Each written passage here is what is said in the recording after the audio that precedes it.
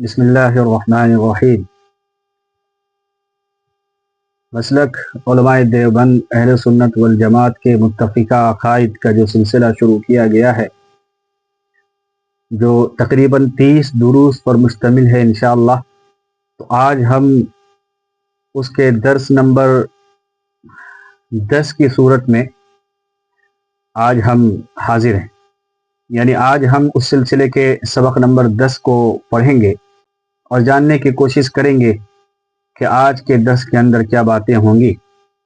آج انشاءاللہ بیان کیا جائے گا تذکرہ ولادت نبی صلی اللہ علیہ وسلم اور مسلک اہل سنت والجماعت، یعنی اللہ کے نبی علیہ السلام کی پیدائش کا دن جو منایا جاتا ہے، تو اس کی صورت میں اہل سنت والجماعت کا نقطہ کیا ہے، ان کا منہج کیا ہے، ان کا طور طریقہ کیا ہے، آج ہم انہی چیزوں پر بات کریں گے انشاءاللہ۔ سب سے پہلے سر دست میں یہ بات عرض کر دوں کہ ہمارا اصول اور ہمارا عقیدہ اہل سنت والجماعت کا جو اس سلسلے میں موقف ہے وہ یہ ہے کہ اللہ کے نبی علیہ السلام آخری نبی ہیں۔ آپ کے بعد قیامت تک کوئی نیا نبی پیدا نہیں ہو سکتا، اور سب سے آخری نبی ہیں، سب سے بڑے نبی ہیں، اور ہم سب ان کے اوپر ایمان رکھتے ہیں۔ اسی طریقے سے ساتھ ساتھ میں ہمارا عقیدہ ہے کہ اللہ کے نبی علیہ السلام کی ولادت ہمارے لیے نہایت عظیم الشان چیز ہے، اور اس کا تذکرہ کرنا ایک عبادت ہے، بلکہ عبادتوں میں بہت بڑا مقام ہے۔ اللہ کے نبی علیہ السلام کی پیدائش کا تذکرہ کرنا، خوشی منانا، اور ان کے ولادت کے دن پر ان کا تذکرہ خیر کرنا، ان کے لیے پروگرام کرنا اور ان کے لیے محفلیں انعقاد کرنا، یہ عبادت ہے۔ لیکن ساتھ ساتھ میں اس بات کو بھی لیتا چلوں کہ یہ عبادت اس وقت عبادت ہے جب یہ خالص عبادت ہو، لیکن اگر اس کے اندر بدعات، رسومات، خلافہ اور اخترافات آ جائے، اختراعات آ جائے، نفس کی چیزیں اس کے اندر آ جائے، اور وہ چیزیں شامل ہو جائے جو دیگر امتوں نے اپنے نبیوں کے ساتھ کیا، جیسے کہ حضرت عیسیٰ علیہ السلام کے ماننے والوں نے حضرت عیسیٰ کی پیدائش کے جس طریقے سے برتھڈے کی صورت میں بنانا شروع کیا، اور صرف اس دن جس دن حضرت عیسیٰ کی پیدائش وہ لوگ مانتے ہیں، اسی دن خوشی مناتے ہیں، اس کے بعد کبھی خوشی نہیں مناتی، پورا سال خاموش رہتے ہیں، ان کا تذکرہ نہیں کیا جاتا، اور ان کی جو ہے اوصاف اور حوامد ذکر نہیں کیے جاتے۔ تو یہ چیزیں اگر شامل ہو جائیں گی، اور اس طریقے سے وہ چیزیں جو خرافات ہے، جو بدعات ہیں، یعنی گویوں کی صورت میں اختیار کرنا، اور اس کے اوپر جو ہے دھول تاشے اختیار کرنا، اور نہ جانے کیسی کیسی چیزیں، بدعات کی چیزیں ایجاد کی جا چکی ہیں،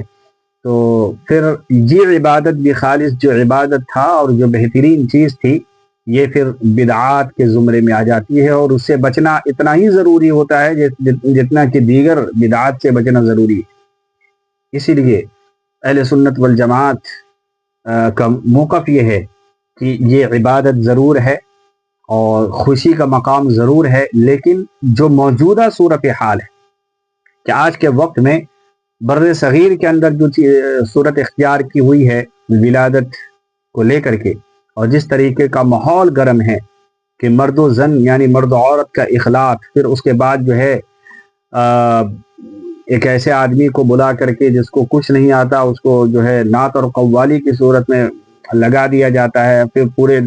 معاشرے میں دھوم دھڑاک سے ڈی جے بجائے جاتے ہیں، ناچ گانے ہوتے ہیں، اور فضول خرچی کی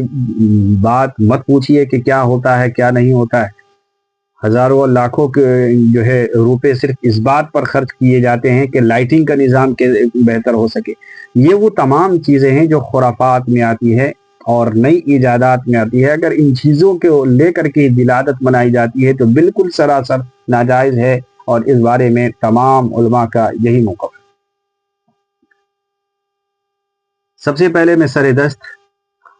ہمارے سروں کے تاج حضرت حکیم الامت مرشد ملت حضرت مولانا اشرف علی تھانوی قدس سرہ کی تحریر ملاحظہ فرمائے، جو انہوں نے اس صورت میں امت کے رہبری کرنے کے لیے انہوں نے فرمائے ہیں۔ تو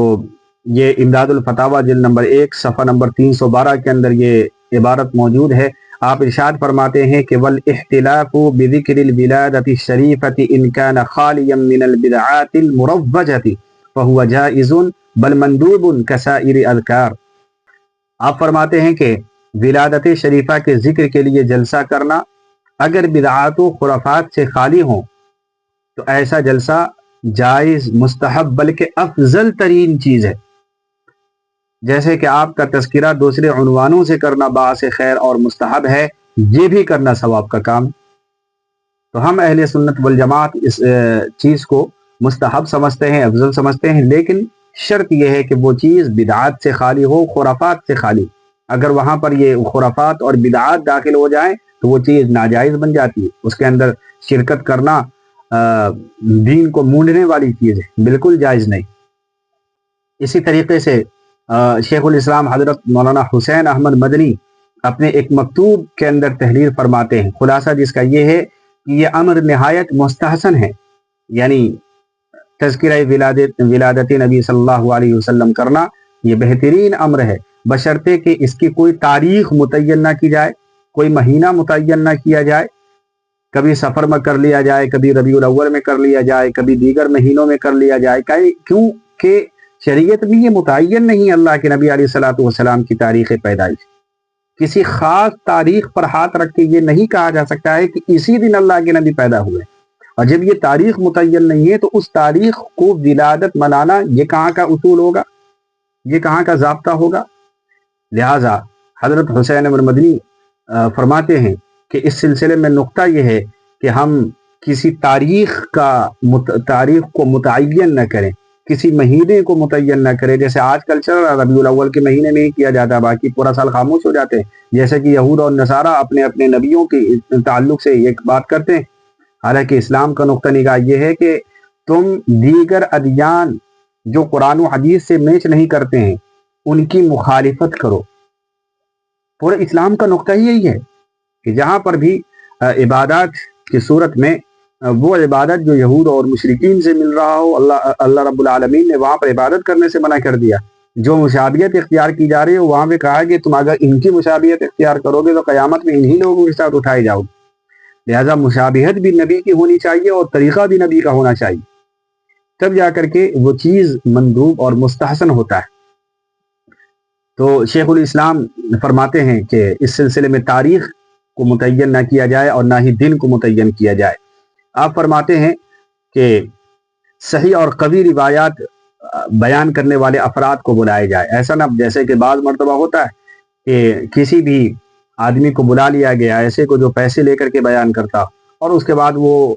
ایران توران ہانک رہا ہے، جھوٹی روایات بیان کر رہا ہے، من گھڑت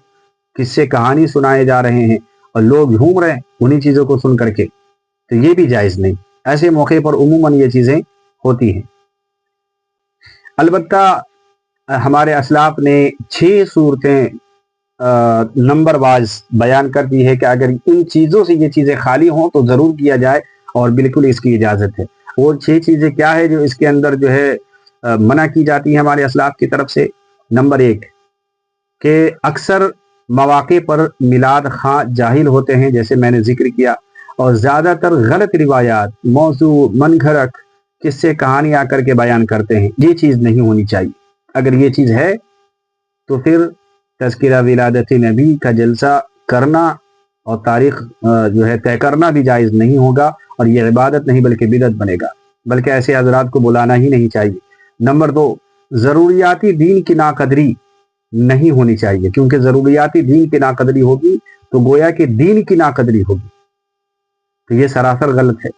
نمبر 3 ان ضروری باتوں سے زیادہ اس بات کا اہتمام ہونا چاہیے جو محفلوں میں اکثر اہل بدعت اور فساق فجار کی طرف سے وہ جو کر رہے ہوتے ہیں تو ان کی تعظیم توقیر۔ اسی طریقے سے دین میں وہ چیزیں، مان لیجئے کہ آج کل کیا ہو رہا ہے کہ جو بیان کرنے کے لیے آ رہے ہیں ان کی زیادہ عزت اور توقیر ہوتی ہے ایسے موقع پر، نہ کہ اللہ کے نبی علیہ الصلوۃ والسلام۔ یعنی بیان کرنے والا جس کو خطیب کے طور پر بلایا گیا ہے محفل میلاد میں، اس کے لیے تو ہزاروں ڈیکوریشن کے سامان، کھانے پینے اور آنے جانے کے گویا کہ ان کی عزت اور تعظیم اور توقیر کے اندر یہ پورا معاملہ کیا جا رہا ہے. تو یہ چیزیں نہیں ہونی چاہیے، بلکہ اصل مقصود اللہ کے نبی علیہ الصلوۃ والسلام کی ولادت ہے، اور اس دن جو ہے اللہ کے نبی کی تاریخ کو لوگوں کے اندر بیان کرنا ہے، ان کے اوپر ان تمام چیزوں کو صرف کرنی چاہیے. نمبر 4، دن تاریخ کا تعین یہ بالکل جائز نہیں، اس کے کوئی شرعاً اجازت ہی نہیں، شریعت میں کوئی گنجائش ہی نہیں ہے، تو اس کو متعین ہم ہوتے ہیں کون؟ اگر ہم نے کر لیا تو یہ بدعت بن جائے گا، اس سے احتراز. نمبر 5، اکثر نعت کے اشعار میں غلو اور مبالغہ ہوا کرتا ہے، جو شان نبوت اور رسالت کے مناسب نہیں ہے، بلکہ تعلیم نبوی کے بھی خلاف ہے، اور کبھی کبھی تو دیگر انبیاء علیہ الصلوۃ والسلام کی توہین تک ہو جاتی ہے، جو دین اسلام اور تعلیم نبوی کے سراسر مخالفت میں ہے. لہٰذا اس سے بچنا یہ بہت ضروری ہے. نمبر 6، ولادت کے تذکرے کے وقت قیام کرنا، جس میں بعض لوگوں کا نظریہ حاضر و ناظر کا ہوتا ہے، یہ بالکل نہایت غلط ہے. یعنی بعض جب ولادت کا تذکرہ ہوتا ہے تو بیٹھے رہے ہوتے ہیں، اور جیسے ہی اللہ کے نبی کا نام لیا جاتا ہے کھڑے ہو جاتے ہیں، یعنی تاثر دینے کی کوشش کرتے ہیں کہ اب اللہ کے نبی تشریف لائے. جب حاضر ناظر تھے تو پہلے بھی تھے، پہلے کیوں نہیں کھڑے ہوئے آپ؟ اب کھڑے ہونے کی کیا ضرورت ہے؟ اس کا مطلب ہے کہ آپ ان کا نام لے کر کے بلا رہے ہیں، اور جب آپ ان کو اس مجلس میں بلا رہے تو گھر پہ بھی بلا سکتے ہیں. اس کا یہ مطلب ہوا کہ آپ اللہ کے نبی کو جہاں چاہے بلا لیں، اور یہ تعلیم اسلام کے خلاف ہے. یہ تو حاضر و ناظر کا عقیدہ ہو گیا، اور حاضر و ناظر کا عقیدہ میں نے اس کے پہلے والی ویڈیوز کے اندر بیان کر دیا ہے. یہ اسلام سے ٹکراؤ کا عقیدہ ہے. تو یہ 6 چیزیں اگر کسی مجلس کے اندر، کسی محفل کے اندر نہ ہوں تو جا کر کے وہ مستحسن ہے اور عبادت بن سکتا ہے، ثواب ملے گا. لیکن اگر ان میں سے کوئی چیز پائی گئی تو اس پر اجازت نہیں ہے. البتہ آخر میں علامہ مناوی کی وہ بات نقل کر کے اپنی بات کو ختم کروں گا کہ مناوی رحمۃ اللہ علیہ ایک جملہ انہوں نے کہا ہے بدعات کے تعلق سے. یہ فیض القدیر جلد نمبر 11 صفحہ نمبر 5594 کے اندر یہ بات درج ہے کہ قال المناوی من احدث فی امرنا هذا ای انشأ واخترع، کہ جو شخص حدیث جس نے ہمارے دین میں کوئی ایسی بات پیدا کی، اس کا مطلب یہ ہے کہ اپنی طرف سے کوئی بات گڑھی، ای انشأ اپنی طرف سے کوئی بات گڑھنا، واخترع اور ایجاد کرنا جو دین کے اندر نہیں تھی. یعنی وَأَتَى بِأَمْرِ حَدِيثٍ مِّن قِبْلِ نَفْسِهِ، اپنی طرف سے گڑھا، مَا لَيْسَ لَهُ أَيْ رَأْيَ لَيْسَ لَهُ فِي الْكِتَابِ وَالسُّنَّةِ. تو اور وہ چیز کیا ہو کہ وہ کتاب سے مؤید نہ ہو، یعنی اس چیز کا حوالہ یا یہ کہ اس چیز کا نصوص یا وہ اس چیز کا کوئی خلاصہ شریعت کے اندر، کتاب و سنت کے اندر موجود نہ ہو. یعنی گویا کہ خلاصہ یہ ہے کہ وہ چیز ٹکراؤ پیدا کرتی ہو کتاب و سنت سے. تو ایسی صورت میں کیا ہوگا کہ اگر وہ چیز جو ہے عاضد ظاہر، یا یہ کہ فرمایا کہ او خفی، آپ فرمایا کہ ملفوظ او مستنبت فہو رد، فرمایا کہ اگر وہ ظاہر نہ ہو، نہ کہ خفی ہو، نہ لفظی ہو، اور نہ ہی پوشیدہ لفظ کے اندر جو معنی پنہا ہوتا ہے وہ ہو، تو ان تمام کی صورت میں ای مردود فہو رد ای مردود علی فاعلہ لبطلانہ، کہ پھر اس کے بعد جو کرنے والا شخص ہے اس کے اوپر وہ چیز جو ہے رد کر دی جاتی ہے اور اس کو مردود قرار دے دیا جاتا ہے. اب خلاصہ سمجھیے کہ دین کے اندر وہ باتیں ایجاد کرنا جو اس کی اصل نہ قرآن و سنت کے اندر موجود ہو، اور نہ ہی قرآن و سنت سے لفظی اعتبار سے نکلتا ہو، نہ معنوی اعتبار سے نکلتا ہو، نہ پوشیدگی اعتبار سے، اور نہ ظاہر میں وہ معنی ہو، نہ اس الفاظ کے اندر چھپے ہوئے کسی ایک جز کے اندر، گوشے کے اندر بھی وہ معنی پنہا نہ ہو، تو ایسی باتوں کو دین سمجھ لینا. تو جو دین سمجھے گا وہ بات اس کی طرف جو ہے رد کر دی جائے گی اور اس فعل کو مردود قرار دے دیا جائے گا. یہ علامہ مناوی رحمۃ اللہ علیہ کے فیض القدیر کا حوالہ آپ کے سامنے نقل کیا گیا. تو معلوم چلا کہ اب جو ولادت ہے اس کو اس روشنی میں جب ہم دیکھیں گے تو معلوم چلے گا کہ آج جو مروجہ عید میلاد النبی منائی جاتی ہے، بلکہ عید میلاد النبی کا لفظ استعمال کرنا بھی مناسب نہیں، اس کو عید کہنا جائز نہیں، بلکہ ولادت النبی صلی اللہ علیہ وسلم جو منائی جاتی ہے آج جو مروجہ شکل و صورت کے اندر آپ دیکھ رہے ہیں، اس کا تو قرآن و حدیث میں کوئی شباہت تک اور شکل و صورت تک موجود نہیں. لہٰذا یہ چیزیں جائز نہیں ہیں، اور اس سے اسلاف منع کرتے آ رہے ہیں، اور اسی کے اوپر الحمدللہ آج علماء اور تمام مسلمان کاربند ہیں۔ جزاک اللہ خیر۔